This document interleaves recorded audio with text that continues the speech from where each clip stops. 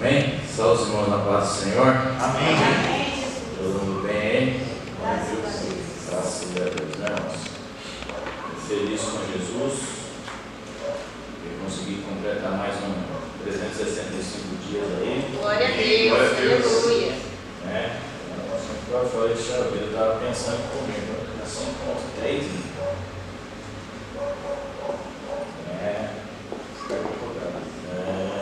Ainda bem que tem feito as revisões certas, porque senão estava meio cansado. Amém? Mas graças a Deus, eu louvo a Deus por esse dia. Não porque eu estou fazendo aniversário, mas porque o Senhor é misericordioso para conosco. Amém? Por todo o tempo. Amém? Vamos abrir nossas Bíblias. Podemos ficar sentados, né? Lucas 13. Eu vou seguir o cronograma aqui do estudo, porque senão eu estava batindo. Embora muitas vezes eu ainda dou umas pinceladas das coisas, ela fica tal. Não tem problema não, a gente vai empurrando a vida, amém? Lucas 13, nós vamos ler do verso 6 ao 9, amém? Estamos falando sobre as parábolas de Jesus. Então, nós vamos estar tratando mais 3 parábolas hoje. Lucas, capítulo 6, verso 6 a 19, a 9. Lucas 13. 13, versículo 6 ao 9. Vamos lá? Entendemos aí? Todo mundo encontrou? Amém. Hoje bem telão, você não trouxe Bíblia e moiou, né?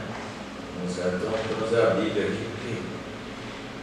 Ele dizia esta parábola: um certo homem tinha uma figueira plantada na sua vinha e foi procurar nela fruto, não o achando. Ele disse ao vinhadeiro: eis que há 3 anos venho procurar fruto nessa figueira e não acho. Corta-a, porque ocupa ainda a terra inutilmente. E respondendo ele, disse: Senhor, deixa este ano até que eu a escave e a estepe, e se der fruto, ficará, e se não der, pois a mandarás cortar. Bem? Senhor, em nome de Jesus, nós vemos a tua palavra. Obrigado, Deus, por mais essa oportunidade.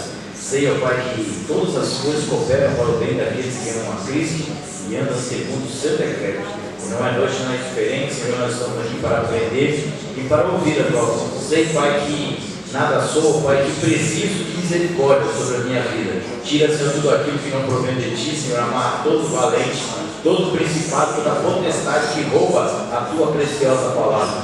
Todo encantamento caia por terra, Senhor, em nome de Jesus, Senhor. Nos torna, Senhor, ouvintes e praticantes da tua palavra, porque assim, Senhor, nós veremos a Deus e entenderemos e compreenderemos que só o Senhor é Deus e fora de ti não há outro, em nome de Jesus. Amém. Amém?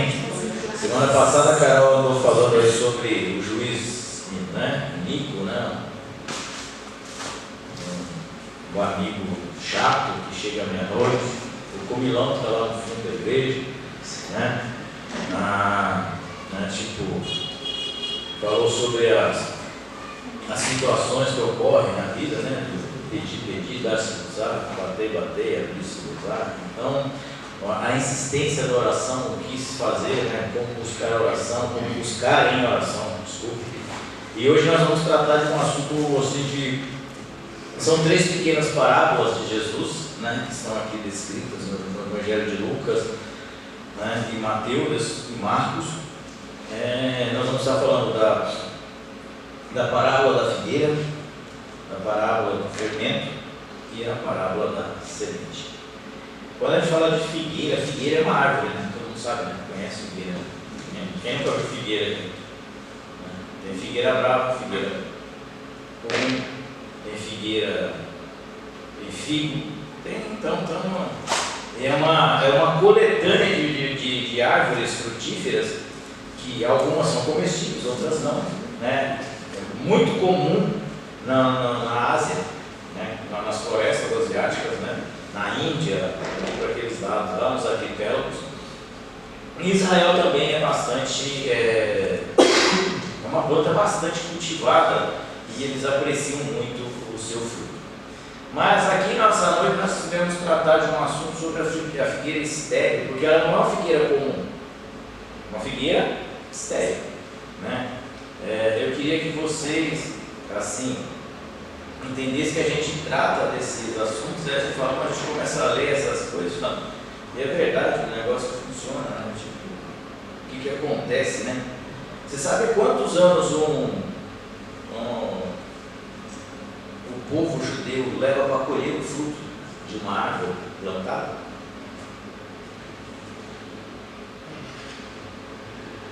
Então, se não for me engano, está lá no livro de Deuteronômio, né? Depois eu vou achar aqui, eu anotei em algum lugar aqui, eu só preciso achar ele. Se não ficou aqui, ficou na outra anotação em casa, sinto muito, né?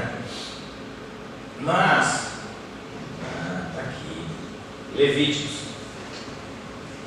É que as minhas anotações às vezes nem eu mesmo entendo, mas então não se preocupe. Levíticos capítulo 19, vamos ler lá? Verso 23 a 25. Para você entender, por que eu vou trazer essa palavra, esse negócio? Para você entender que às vezes algumas coisas na nossa vida ela tem um procedimento. Então, Levíticos capítulo 19, verso 23 ao 25. O que diz aí? E quando tiverdes entrado na terra e plantardes toda a árvore de comer, ser-vos-á incircunciso o seu fruto. 3 anos vos será incircunciso, dele não se comerá. Porém, no 4º ano, todo o seu fruto será santo, para dar louvores ao Senhor. E no 5º ano, comereis o seu fruto, para que vos faça crescer a sua novidade. Eu sou o Senhor vosso Deus. Olha bem, cotinha de curiosidade. Quando um judeu plantava um pé de laranja no seu quintal, ele só poderia comer dele a partir da 5ª produtividade. Então, eles são 3 anos, 3 anos essa fruta fica ao chão, jogada ao chão, né? E fica lá. Por quê? Porque essa fruta jogada ao chão, provavelmente ela vai se multiplicar. As sementes vão ser expelidas, e vai gerar mais mudas, e essa planta vai multiplicar. E aí a Bíblia diz que nos 3 primeiros anos é incircunciso, quer dizer, você não deve comer. No 4º ano, ela pertence ao Senhor. A 4º ano, essa fruta pertence ao Senhor. Então é para louvor de Deus. E no 5º ano, você tem o direito de desfrutar desse pé de fruta para o resto da sua vida. Existe um provérbio judeu que diz que toda a fruta que está no pé é sua. E toda a fruta que está no chão pertence ao Senhor. É um provérbio judaico. Então você não pode pegar. Já caiu, não é sua mais. Se tiver no pé, é sua. Né? São coisas que a gente vai lendo e vai aprendendo com o tempo, né? E aí a gente, quando voltando lá para o texto de Lucas, então quando a gente olha essa figueira ela já tinha um certo tempo. Não era uma coisa que foi plantada imediatamente, uma coisa que foi colocada ali de maneira precoce ou de maneira temporânea. Não, essa figueira ela já estava lá. Se ele estava ao 3º ano procurando frutos, essa figueira tinha no mínimo 8 anos, certo? Porque 3 anos é para o Senhor, 3 anos é para cair, 4 anos é para o Senhor, 5º ano é para o homem. Então ele já estava lá, no mínimo 8 anos, no mínimo, vamos dizer assim. Então essa figueira ela estava plantada. Mas se nós levarmos para o que a representatividade da figueira, ela representa Israel. Se nós pegarmos, nós temos no Velho Testamento alguns textos que a gente pode afirmar isso. Então, quando Jesus chega, ele fala, aquele homem chega, o Senhor da vinha chega até aquela figueira para colher frutos e nela não encontra. Por que você tem que procurar o fruto na figueira? Porque você não consegue enxergar o fruto ao longe. Ela tem folhas. Lembra quando Jesus passa com os seus discípulos e vai lá na figueira, que ela estava cheia de folhas? E era a época dela, ele fala assim, vou lá procurar uns figos lá naquele pé. E ele chega lá, olha, procura e não vê nada. O que ele olha para ela e fala: figueira, que nunca mais nasça figo de ti. Em outras traduções, que você seque, morra, vire lenha. E aí a Bíblia diz que passados os tempos ele volta lá no outro dia, não foi muito tempo, no outro dia passou, a figueira estava seca. Então, ele vai lá procurar frutos naquela figueira, porque não se vê o fruto de longe. Então ele se aproxima, vai lá, chega e olha. Uma outra coisa interessante que você trata nós lemos nessa tradução, é que essa figueira está plantada junto a uma vinha, que não é casual. Por quê? Porque a vinha não gosta de sombra, a uva precisa de sol.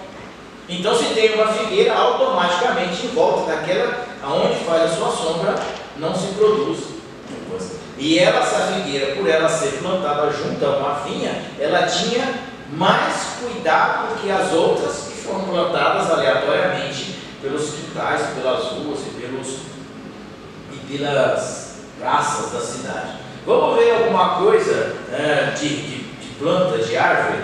Eu acho que dá tempo, né? 1 Reis, capítulo 4, 25, né? 1 Reis, capítulo 4, verso 25, 26. Diz assim,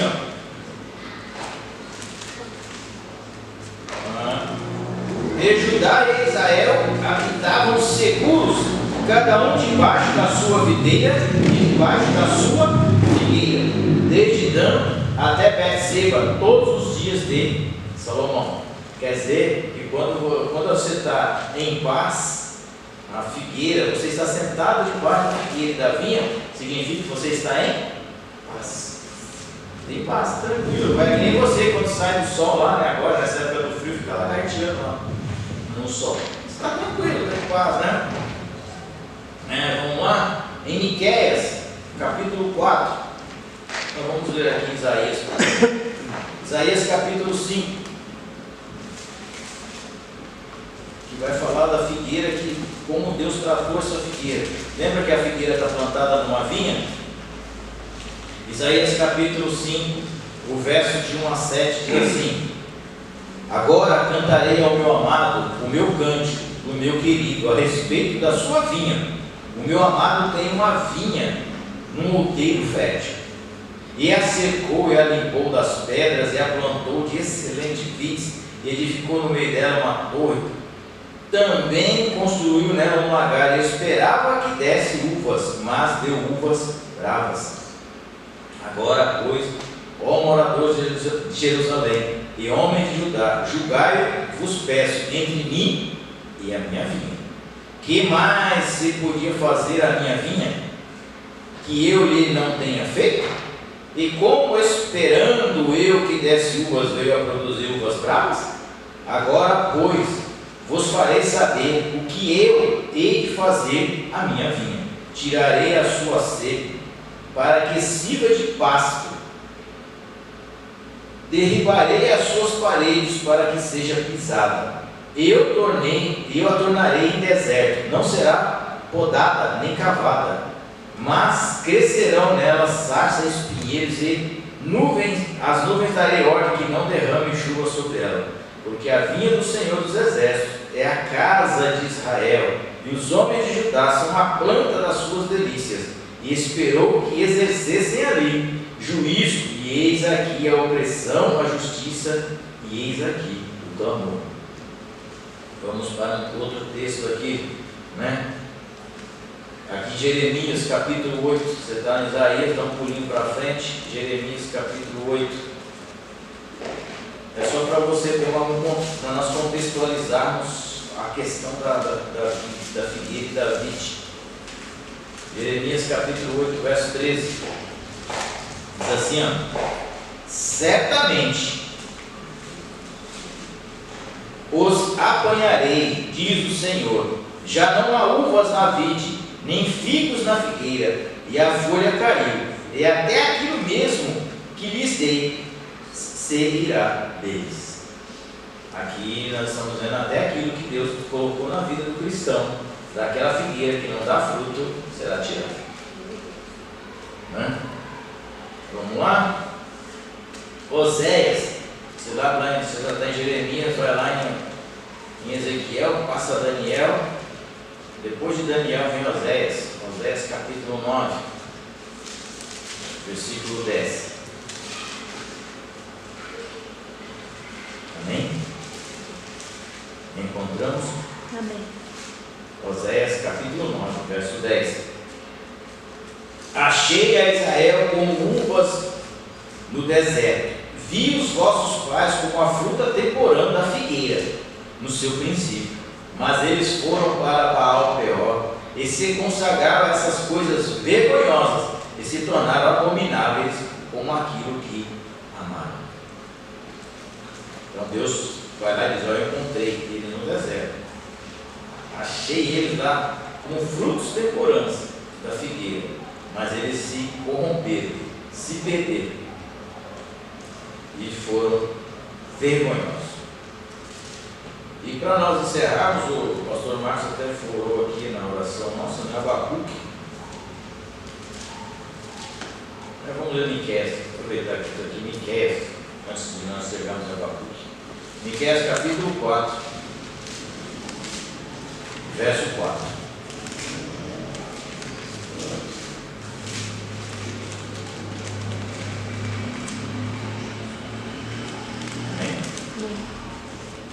Mas assentar-se-á cada um debaixo da sua videira e debaixo da sua figueira, e não haverá quem os espante, porque a boca do Senhor dos Exércitos o diz. Esperança, né? Aqui é promessa de fartura. Aí nós vamos para Abacuque. Miqueias, um pouquinho para frente. Abacuque, capítulo 13, verso 17, desculpa.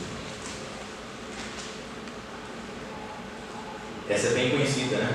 Porquanto ainda que a figueira não floresça, nem haja fruto da vide, o produto da oliveira minta, e os campos não produzam mantimento, as ovelhas da malhada não sejam arrebatadas, e nos currais não haja vacas.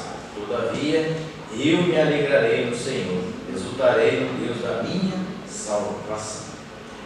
Amém? Então aqui você teve alguns exemplos, alguns versículos de como Deus compara, né, a Israel, a uma figueira, a uma vinha, e ele vai sempre trazer isso, né? O propósito de Deus é falar com que comparar o povo com algo que é bom, né? Uva e figos são bons, e aí ele começa a trazer essa condição para nós aqui. E aí ele vai dizer, quando nós lemos esse texto, ele diz assim: e por que Jesus escreve esse texto?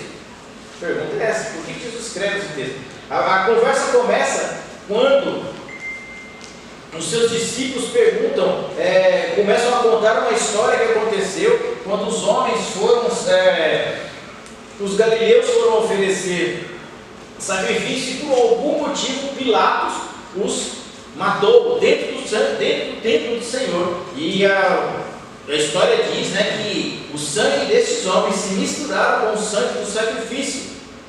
E as pessoas falavam: puxa vida, esses caras devem ter sido pecadores mesmo, né? Puxa, que quão horrendo é a vida desses homens. E Jesus fala: se fosse vocês, ficavam espertos, não tem nada a ver. Você já viu aquela história que a pessoa, quando ela morre num acidente de trágico, nossa, tadinho, né? Devia ser tão ruim. Amém. Olha o jeito que morreu. Meu Deus, não devia valer nada. Miserável, né? Puxa vida, que morreu. Ou então, quando a pessoa morre numa situação, tadinho, deve ter virado santo. Por quê? Porque algumas coisas que acontecem, as pessoas acabam se interiorizando isso e se compadecendo. Aí Jesus fala para eles: não, cara, não foi por causa disso. Eles não morreram por causa dos pecados deles. Eles morreram porque morreram. Não achem vocês que eles eram mais problemáticos ou menos problemáticos.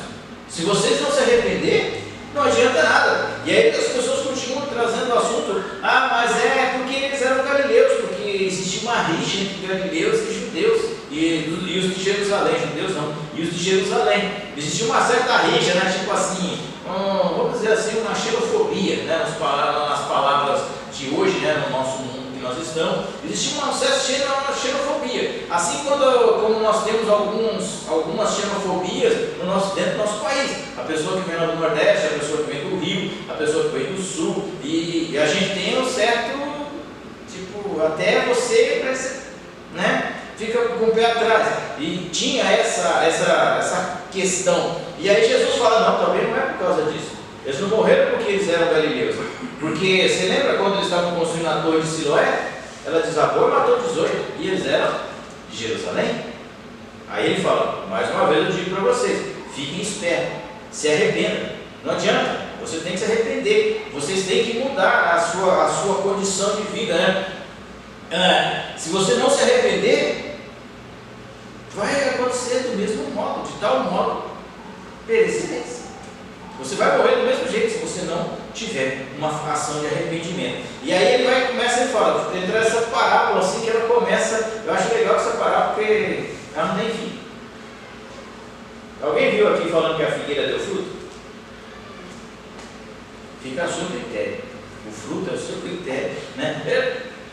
Aí ele começa, aí esse homem chega e fala, olha, é o terceiro ano, né? Até brinquei na escola bíblica dominical, por que será que era o terceiro ano que Jesus passava em Jerusalém? Porque era o terceiro ano do seu ministério. Então há 3 anos ele ia em Jerusalém para tentar achar alguma coisa de bom, e há 3 anos ele tinha decepção.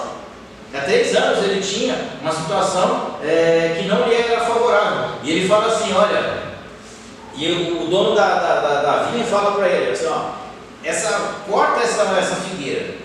Porque a figueira, ela só não dava fruto, ela também era perniciosa. Aí você fala, caramba, não basta não ter fruto, ainda é ruim ainda. Por quê? Porque ela não dava fruto, não deixava nada dar fruto embaixo dela e roubava todos os nutrientes da outra planta. Então o dono falou, mano, corta isso. Só que a pessoa que cuidava do trabalhador, o empregado, o funcionário, falou assim, ele tinha uma quedinha por essa figueira. Você concorda comigo? Apesar de todas as coisas erradas que você faz, eu faço, o cara que cuida da vinha, o funcionário da vinha tem uma quedinha por nós. Não tem? Tem. E ele pega e fala assim, puxa, como é que eu vou falar para o dono da vinha não cortar? Ele mandou cortar. É o dono. E aqui é Deus. Ele mandou cortar. Agora como é que eu falo para ele que eu não quero cortar? Ele fala, Senhor, vou fazer uma curva. Vou fazer assim. Eu gosto dessa figura. Acho ela bonita, frondosa. Mesmo que não tenha nada, mas eu gosto dela. Eu vou cuidar dela. Porque não adianta também a gente achar a árvore bonita e não cuidar. Então, a pessoa que estava lá, o funcionário do dono da vinha, falou, eu vou cavar em volta, vou adubá-la mais, vou cuidar dela, para que ela venha a produzir. Isso aí significa a paciência de Deus comigo e com você. Nós não damos fruta, mas de vez em quando a gente dá uns frutos azedos pra caramba, né? E aí Deus fala assim, tipo, se fosse pela justiça de Deus, corta. Mas corta, não serve. Mas pela misericórdia de Jesus, fala, não, dá uma segunda chance. Se fosse pela justiça de Deus, seríamos fulminados todas as vezes que entrássemos por essas portas com o nosso coração magoado, com o nosso coração com mágoa, com rancor, nós seríamos fuzilados, cairíamos ali como Ananias e Safira. Mas o Espírito Santo de Deus fala, eu vou cuidar. A misericórdia de Deus fala, vou dar mais uma chance para ver se dá fruto. Eu vou dar mais uma oportunidade para ver se essa árvore ela consegue produzir aquilo que o Senhor está esperando. Porque quando Deus plantou Israel, ele esperava o que de Israel? Obediência. Deus não esperava outra coisa de Israel. Deus esperava obediência. Essa árvore aqui simboliza Israel que desobedeceu a Deus. Era uma árvore que foi plantada, quando nós lemos aqui, cuidada por Deus, tinha todo carinho, tudo para dar fruto, mas não deu. E a outra, uma coisa que é interessante, quem corta a árvore, quem pede para cortar a árvore, não é o trabalhador. Né? Esse trabalhador pode ser eu e você. Nós não cortamos a árvore, nem pedimos para Deus cortar a árvore. Quem corta a árvore é Deus. Né? Tipo, não existe essa coisa de eu fazer aquilo que é para Deus fazer. O que é para Deus fazer, Ele vai fazer. Pode ficar tranquilo, né? E disse o vinhadeiro: eis que há 3 anos venho procurar fruto nessa figueira e não acho. Corta porque ocupa ainda a terra inutilmente. Quer dizer, não basta ser uma árvore, tem que ser inútil também. No nosso meio cristão, no nosso meio de adoradores, de pessoas que dizem que buscam a Deus, nós vamos encontrar muitas figueiras. Bastante. Às vezes tem a figueira dentro de casa. Às vezes a figueira está lá dentro de casa. A gente fala: Jesus, isso que é fruto. Está ruim. Né? E a gente vai encontrar. E a gente vai olhar, porque às vezes a figueira vai estar cheia de folha, mas a gente não come folha, irmãos. Nós não comemos folhas. Nós não comemos flores. Nós não comemos galhos. Nós não comemos raiz. Nós comemos fruto. O que importa é fruto, não beleza. Não importa o terno que eu estou usando, se é um Pierre Cardin ou se é um terno lá da lojinha do Brás. O que importa, o que as pessoas querem ver em nós é fruto de arrependimento. Porque quando Deus olha para nós, Ele vai procurar o quê? Fruto. Ele não vai olhar se você está bonito, se você cortou o cabelo, se você fez aniversário, se você está com lente de contato. Não. Ele vai olhar para ver se nós temos fruto. E Ele não olha. O problema é esse, irmão. Nós olhamos de longe e vemos. Deus não. Deus procura. Enfia a mão. Olha nos caras. Fica para lá. Olha para cá. Assola. Vê se não tem nada. Né? Fica dá uma sopradinha, o vento, as folhas só tudo para cima. Tipo quando a gente era criança procurando goiaba madura. Não escapa uma. Né? Eu nunca vi como criança tem um olho para enxergar goiaba que nem a gente tinha. Né? O pé estava lotado, você não via cheio de folha. Ah, tem uma lá na ponta, subiu. Ou então manga. Né? Era uma delícia aqui. Você passava todo dia de manhã no pé de manga, olhava, pô, se catando manga onde? Não vai ter nada, você chega longe mais não, lá na pontinha, ó. Vamos lá. Vamos colher. Assim é Deus conosco. Ele olha e procura. Porque uma coisa é nós olharmos, outra coisa é nós procurarmos. A gente tem que procurar, né? Procurar e entender as palavras do Senhor, né? Procurar com zelo os melhores dons. Então você tem que procurar. Se você tem que procurar é porque você não está vendo, né? Mas Deus está. Então essa figueira aqui, ela representa no mundo espiritual, ela representava Israel, que teve todos os benefícios, que teve tudo para dar frutos, mas não deu. Assim como nós hoje estamos na igreja, para nós pensarmos, o homem cuidou dessa figueira, será que ela deu fruto? Fica a seu critério. É você que tem que examinar se você está dando fruto. Porque ao cuidar do Espírito Santo na minha e na tua vida, ele já é real. Agora, eu tenho que saber se eu estou dando frutos de arrependimento. Então, quando nós tratamos este assunto, nós olhamos para essa figueira, nós temos que tomar muito cuidado. Porque pode acontecer no nosso meio de encontrarmos esse tipo de árvore, que além de não produzir, ainda mata as que produzem. E se você parar para chamar atenção mesmo, você estava pensando, eu estava lendo esse texto hoje em casa, qual que chama mais atenção, irmãos? A figueira ou a videira? Eu particularmente acho a videira. É? Carne com fruta, as duas. Pela altura. A vinha tem um processo que você olhar e falar, ela é mais bonita, ela é mais viçosa e tal. Mas a olho nu, assim, quando você é a primeira coisa que você vai olhar, você olha aquilo que é maior, aquele mais vistoso, né? Aquele pé que está mais florido, né? Eu estava vendo um meme lá no Facebook, dois caras arrancando cenoura. Um pé de cenoura, as folhas desse tamanho, gigante, uma cenourinha desse tamanho embaixo.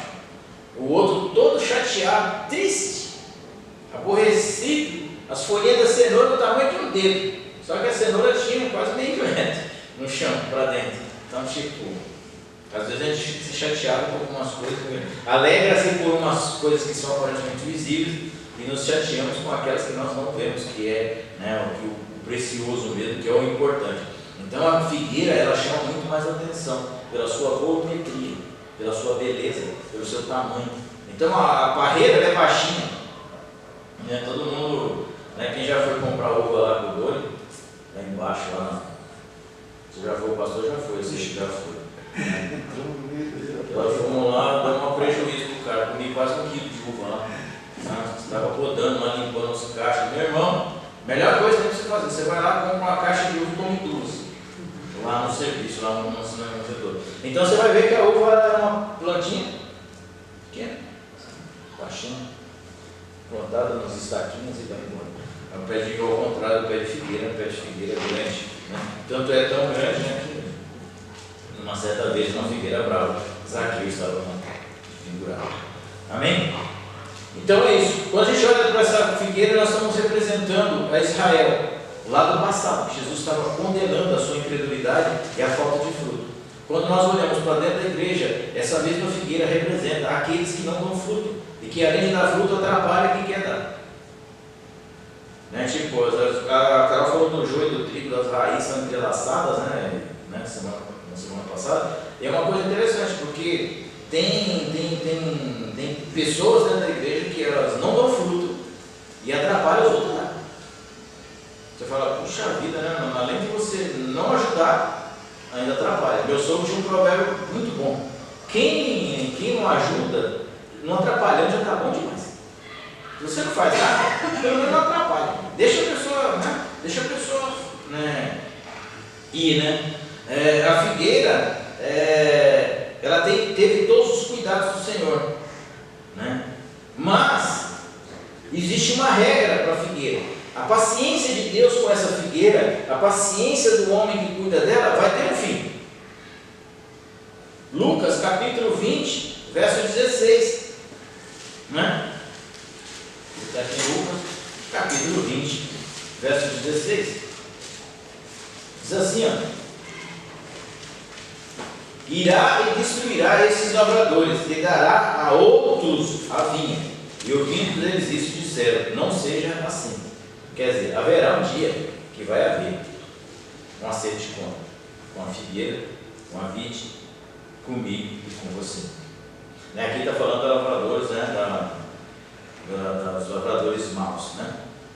Então um dia essa figueira vai ser tratada, um dia essa figueira vai ser cortada. Não é que o Senhor falou que o homem disse, olha, eu vou cuidar dela. Isso não quer dizer que não vai ter um acerto de conta. Vai, né? Porque quando a gente olha para esses textos, a gente fala, mas foi bonzinho? Foi, não, Deus foi bom. Mas uma hora nós teremos acerto de contas. Amém? Vamos abrir lá em Mateus, capítulo 13. Acho que vai dar tempo aqui. Mateus, capítulo 13. Que fala das parábolas. Nós vamos falar da menor parábola. O capítulo 13 de Mateus. Mateus 13, 33.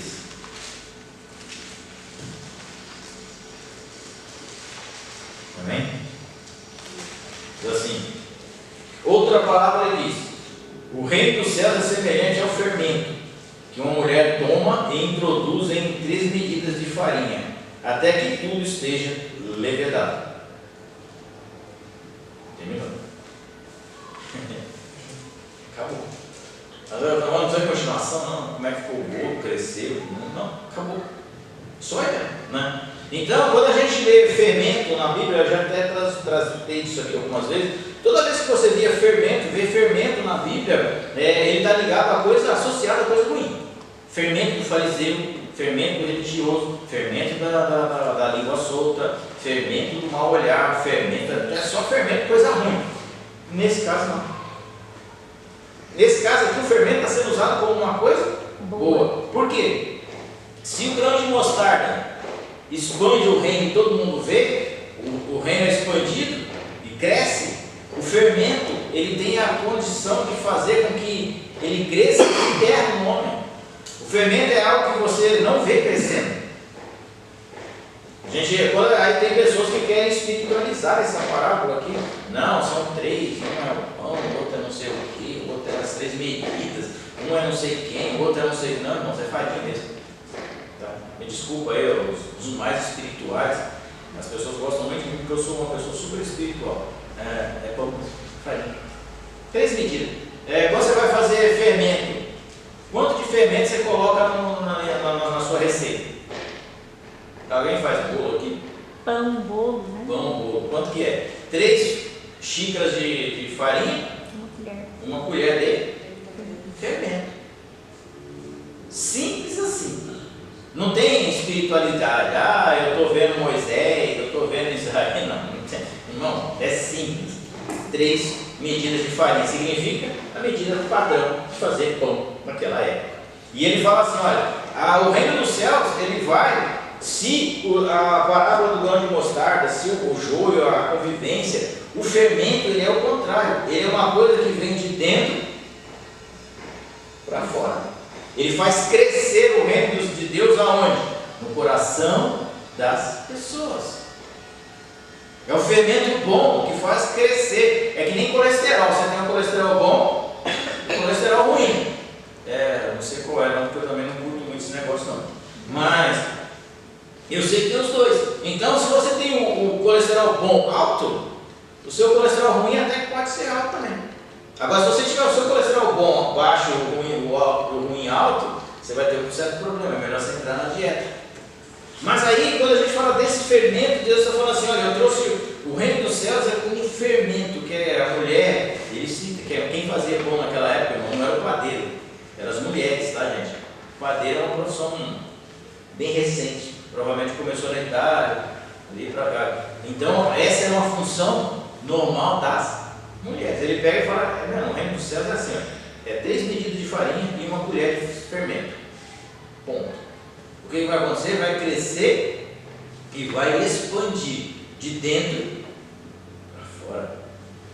Então as pessoas vão olhar e vão falar, puxa, porque quando a gente aceita Jesus, eu não sei de vocês, tá, gente? Às vezes a gente fala assim, aí você fala, não, mas esse cara é religioso, esse cara como é que se fala? Metódico, é religioso e tal. Mas quando eu aceitei Jesus, alguns comportamentos na minha vida mudou. Eu não sei na sua, mas na minha mudou. Né? Tipo, até mesmo nas questões do que eu me vestia, mudou. Eu não sei se é de vocês mudaram. Mas eu não tô, você fala para mim, isso vai fazer você ir para o céu? Não. Mas isso é uma coisa externa que mudou em mim. Então as pessoas olharam e falaram, puxa vida, meu cabelo mudou, a minha forma de falar mudou, a minha forma de agir mudou em muitas coisas. Então a minha forma de pensar mudou. Mas essa você consegue enxergar? Não. Mas mudou. Mas as minhas atitudes dizem que mudou. Então quando o fermento ele vem de dentro para fora, se você recebe o evangelho, ele muda, você começa a usar terra. Irmãos, a coisa que eu mais detesto no mundo é terra. Não é porque eu estou aqui com terno e gravata que eu vou falar para você que eu adoro terno e gravata. Não gosto. Mas eu uso. Por quê? Porque é respeitoso. Eu acho que fica legal alguém pregando de terno e gravata. Bom. E se você pregar sem terno e gravata, vai ser diferente? Não, não vai ser. Mas eu acho legal. Hoje eu acho legal. Gosto de terno? Não. Gosto de sapato social? Não. Eu gosto de chinelos, calça de mindinho e roupa de mindinho. É essa que eu gosto. Isso que é a minha vida. Agora, eu venho aqui, não, isso é um sacrifício que eu faço. Não é sacrifício, irmão. É apenas algo que eu faço, que eu acho que compete ao servo de Deus, aquele que está ministrando a palavra. Não é que eu vou, o outro, quer dizer que é o irmão que vende camiseta, que dá o testemunho, não é de Deus. Não é isso. Eu estou falando aqui, eu acho. Bom, tem gente que não acha, tem pessoas que pregam o evangelho de sunga, beleza. O outro prega o evangelho do carnaval, desfilando o carro alegórico. É cada um. Tem pessoas que pregam o evangelho normal, vestido de enfermeiro, vestido de médico, vestido de policial, de professor, de qualquer outra profissão. Mas são mudanças que você vê no externo. Tipo, as mulheres acontece bastante, né? Tipo, as mulheres realmente mudam o seu comportamento, em alguns casos. São todos não? Muda. As formas de vestir, a sensualidade vai se acabando. Assim também como os homens. Tipo, eu tinha não sei quando, não tem mais. Agora, a questão do fermento, quando ele vai para falar do crescimento do reino do céu dentro do coração do homem, aí ele está falando das suas atitudes. Ele muda suas atitudes. Você tratava mal a sua esposa, começa a tratar bem. Se ele tratava mal sua mãe, seu pai, ele começa a tratar bem. Se ele mentia por qualquer coisa, ele para de mentir. Eu tenho uns amigos não que eles mentem, irmãos, por coisas que nem eles acreditam. Tipo, eles contam mentira que depois ele fala, mano, você acredita nisso que você está falando? Ele fala, não, é verdade. Fala, o cara mente tanto que ele acredita que a mentira é uma verdade na sua vida. Você fala, mano, para. Então, tipo, são as mentiras corriqueiras. Tipo, quando você se converte nessa aqui, o pastor falou na segunda, pregou domingo sobre relacionamento familiar, né? Foi muito bom, diga-se de passagem. Quando a gente se converte no nosso coração e o fermento do evangelho entra e ele cresce dentro de nós, a gente não precisa ter senha no celular para a esposa. Não. A sua mulher tem senha no seu cartão. Tem senha do seu seguro de vida, se você tiver. Tem senha de tudo. Por que não pode ter o celular? Não, isso aqui é particular, individual. Então você não casou. E se casou, meu amigo, sinto muito te informar, é bom você perder seus conceitos. Por quê? Porque o meu sentimento, o meu cresce dentro de mim, o meu celular, eu posso pegar ele e colocar na mão do saque. Está ali dormindo, ou do Antônio que está lá acordado. Posso deixar ele brincar o dia inteiro no celular. Vai virar ele de ponta cabeça. Sabe o que eles vão achar lá? Piadas bestas. Só. Aquela do gatinho, né? Aquela do cachorro, do cão, Rottweiler, né? Coisas desse tipo. Por quê? Porque para mim não tem, a minha esposa às vezes brinca, os amigos dela falam, mas você tem a senha do celular? Tem. As minhas sobrinhas brincavam com o meu celular, pegavam o celular, saiam para lá e para cá. Então, um dia eu cheguei lá, estava num grupo, as pessoas falaram, aí começaram a mandar uns vídeos inadequados no grupo. Aí eu cheguei no administrador do grupo e falei, eu vou sair do grupo e você não vai mais me colocar lá não. Por quê? Porque esse celular meu é diferente de vocês, que vocês têm um celular para a mulher, um celular para o filho, um celular para... O meu celular serve para a minha mulher, serve para o meu filho, serve para o meu pastor, serve para o prefeito, serve para o curador, para o delegado, qualquer um pegar o celular. E meus sobrinhos brincam com o meu celular. Eu não quero que meu celular, que meus sobrinhos ou que qualquer criança abra o meu celular e veja um filme, uma porcaria que vocês mandam aí nos grupos. Todo respeito que você pode mandar para quem você quiser, você pode fazer o que você quiser, mas para mim não serve. Bom, acabou. Sai do grupo. Simples assim. Mas são meus amigos. Amigos nada. Sai fora. Porque amigo mandando aquelas porcarias, não. Eu não. E até tanto é que hoje eu tenho um grupo lá só piada besta. Só. Não tem mais nada.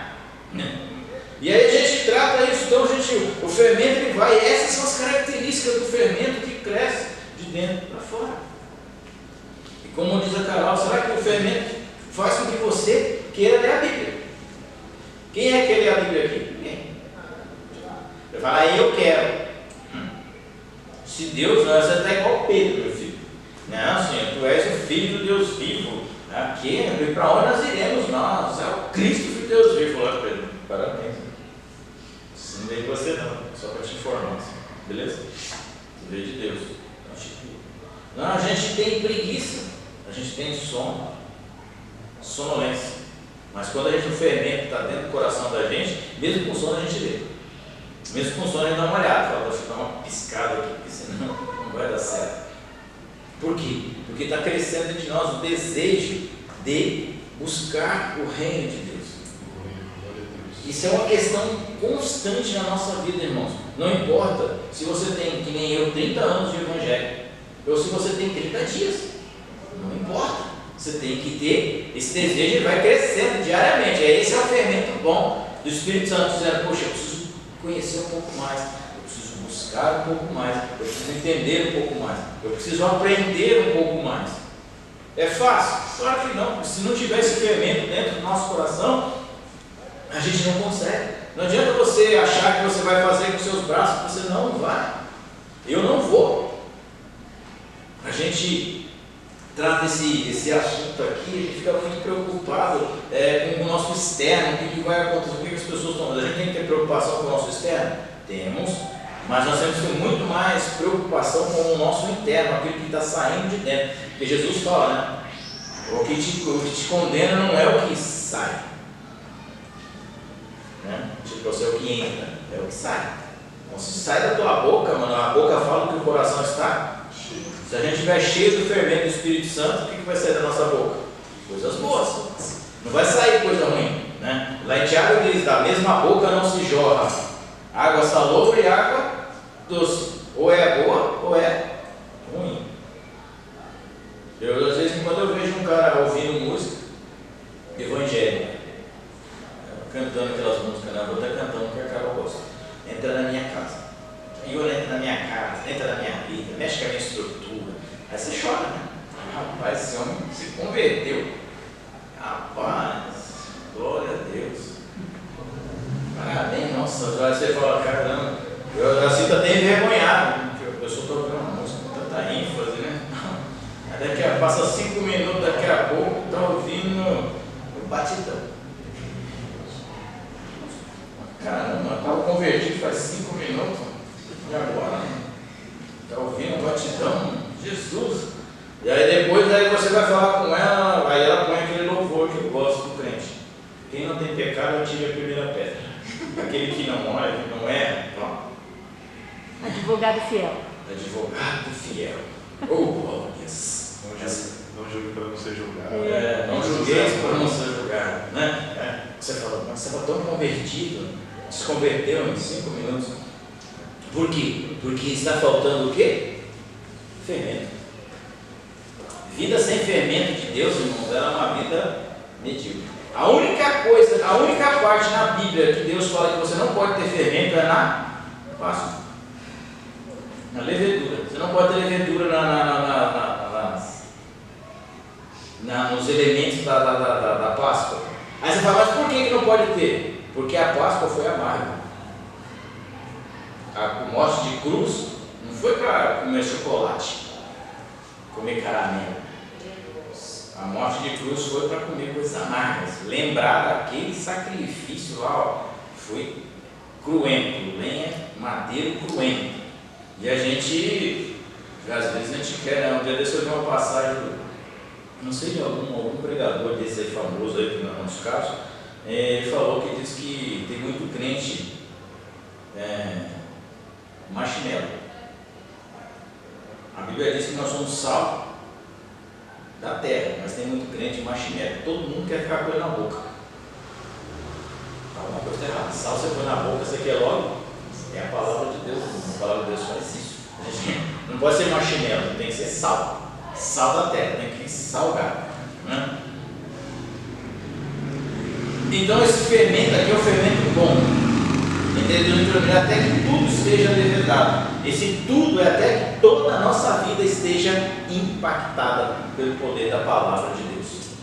Quando esse fermento estiver crescendo em nós, da planta dos pés ao alto da cabeça, todo mundo olhar e as pessoas olham para você e falam, verdadeiramente, aí vai um servo de Deus.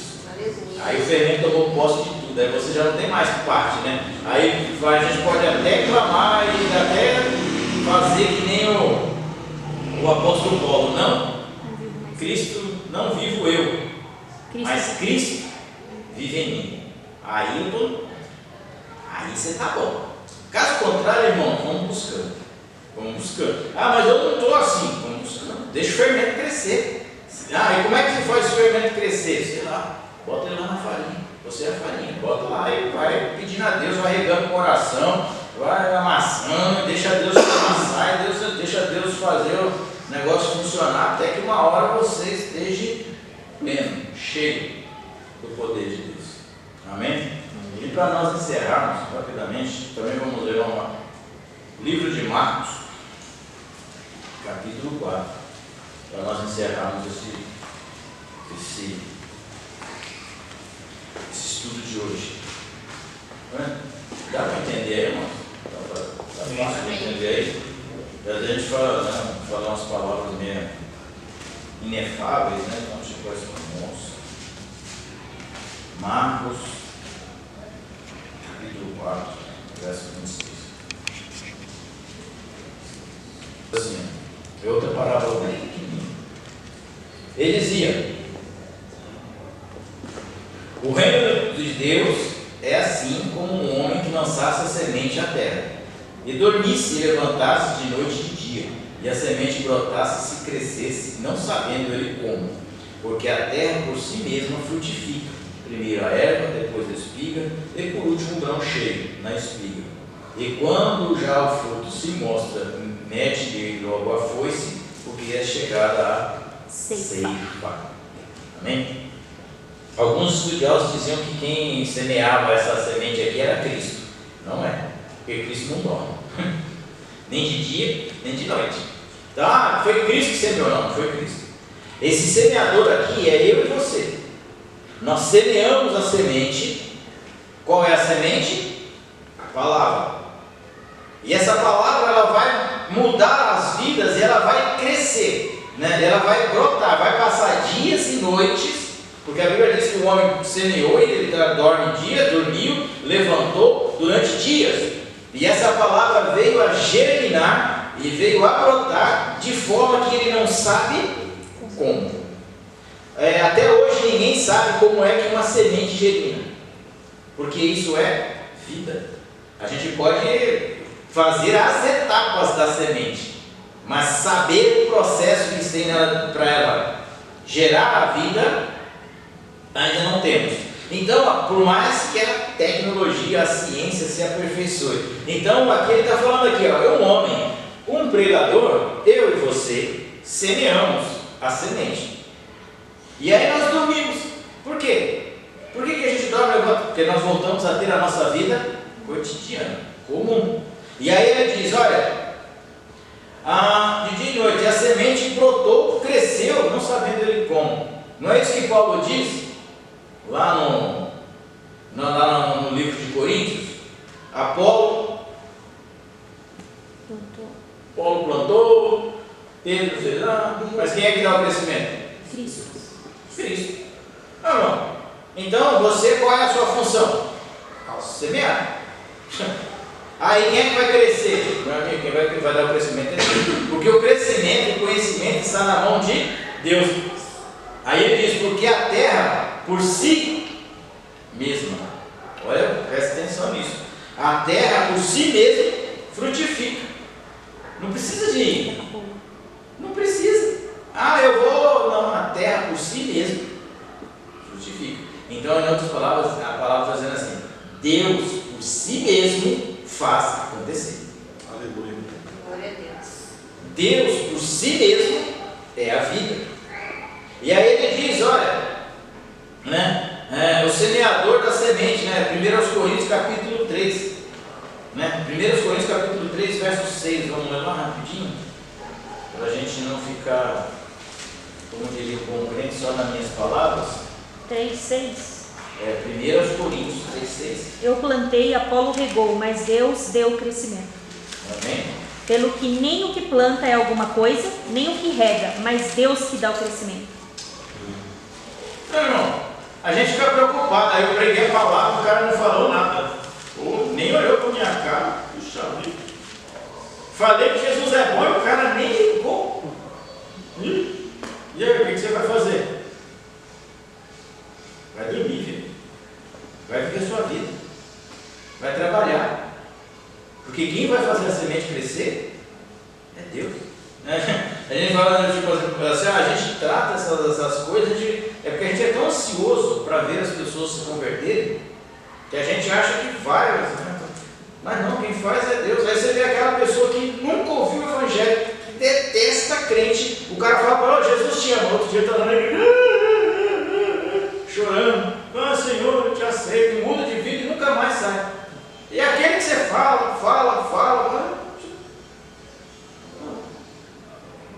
Aí você fala, mas por que Deus pegou aquele? Porque Deus quis.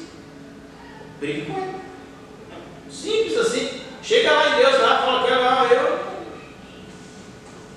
Aí é com você. Né? Filipenses capítulos 1, verso 6.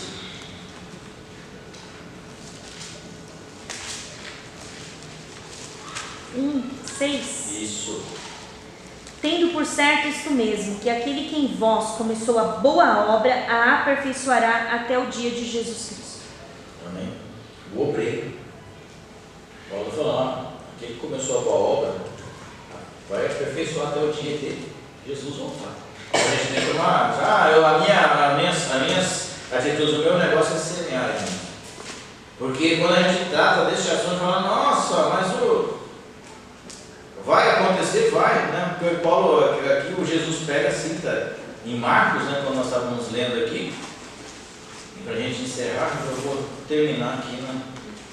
Deixa eu voltar aqui em Marcos, capítulo 4, só para vocês entenderem, para mim não cometer nenhuma gafe.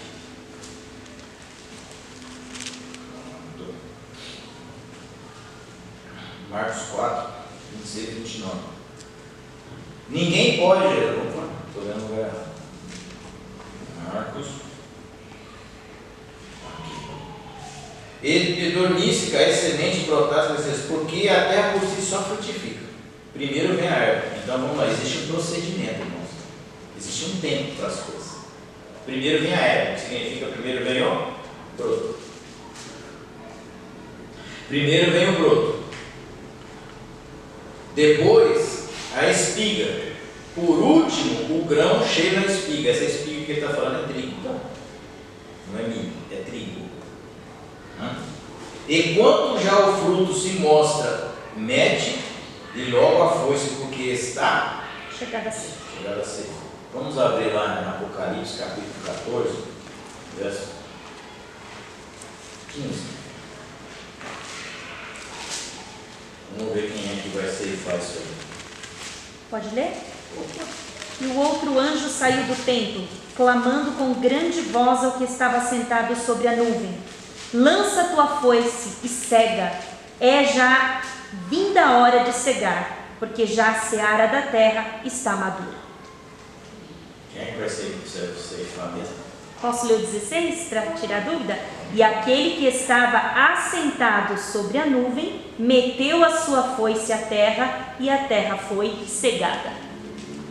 Ele estava sentado na nuvem. Que beleza, né? Eu vou chegar lá, vou ficar do seu lado. Sentar na nuvem aqui, vamos acelerar a nuvem, Jesus. Quero, a Bíblia diz que ele anda nas nuvens. Moleque. Essa vai ser uma que eu vou fazer lá. Então, quando Jesus pega isso aqui, quem é que vai fazer a ceifa, irmãos? Jesus, o próprio. Não é eu, não é você. É Jesus. Você semeia. A fruta tem a plantação ela tem um prazo para ser colhida. Do nascimento ao amadurecimento. Esse é o prazo que Deus dá para todas as pessoas. Do nascimento ao seu envelhecimento e a sua morte. Tem quem colhe, é o Senhor, não importa. Vai lá, mete a foice, está branca, a seara já está branca. Em outras traduções, a seara já está branca, já está a ponto de colher. E a Bíblia diz que Jesus vai ser o ceifeiro, irmão, não vai sobrar nada. Se você acha que a colheitadeira de hoje é boa, você não tem Jesus ainda. Jesus não vai sobrar nada, vai ser aquela coisa. Mas eu pregou então. Aquele que cresceu e frutificou e deu frutos, está pronto para ser ceifado. Isso vai ser o quê? Ceifado? Não, vai ser guardado. Eu fico feliz com isso, né? Porque geralmente o cara fala da ceifa, a ceifa era os grãos, não. Nós não, a ceifa de Jesus para nós significa guardar, protegido no celeiro de Deus, guardadinho, junto com Ele. Aí eu fico feliz, porque a gente não vai para qualquer lugar, a gente vai para um lugar melhor do que nós estamos hoje. Nós vamos para o céu de glória. Então, fique bem atento. Você semeia, a planta cresce, mas quem vai colher não é você, e nem eu, é o Senhor. E talvez você vai semear fruto, vai semear a semente, e talvez você nem vai ver, mas um dia lá no céu você vai chegar. Você aqui, você falou para mim aquele dia, e eu estou aqui, porque a colheita chegou. Que quem vai colher não vai perder sequer, nenhum. Todos vão ser agraciados pela misericórdia de Deus. Amém? Vamos colocar de pé? Aleluia.